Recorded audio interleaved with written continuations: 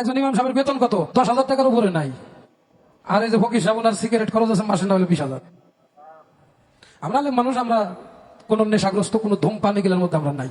আলেমরা খাইলে একটু পান খায়, ঠোঁটটা লাল দেখা যায় দেখতে। যেদিন মাদ্রাসায় পড়েছি, বড় আলেম হয়েছি, আগে নফসের মাথায় টুপি দিছি। বাহ, এই নারীদের প্রতি লোভ লালস আমাদের কম।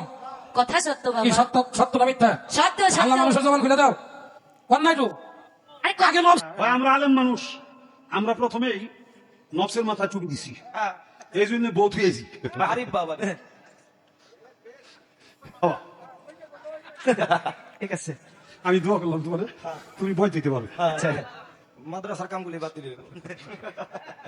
ওই আমাকে নারীদের প্রতি কোনো লোভই নেই। না বাবা থাকবো কেমনি, তোরা তো মেয়ে গোপাল ছেড়ে কোথাও। কথা সত্য। আসসালামু আলাইকুম। আপনি তো ওনার কথাবার্তা শুনলেন। এগুলো আসলে গ্রামের যেই পালা গান বা গ্রামে যে উরুস মুবারক হয়, মানে সুন্নিদের উরুস মুবারক হয়, যাত্রা গান, পালা গান, এইসব মঞ্চে এই ধরনের কুরুচিপূর্ণ কথা রেগুলারই হরহামেশাই আপনারা শুনতে পারবেন।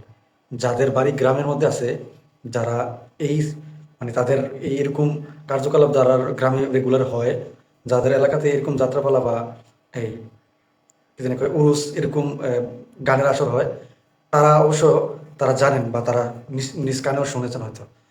এরকম যাত্রাপালা গানে এরকমভাবে কুরুচিপূর্ণ কথা, শুধু এটা না, আর অনেক কুরুচিপূর্ণ কথা যেগুলোর কোনো লিমিটই নেই। আপনারা এগুলো থেকে খুব সাবধান থাকবেন।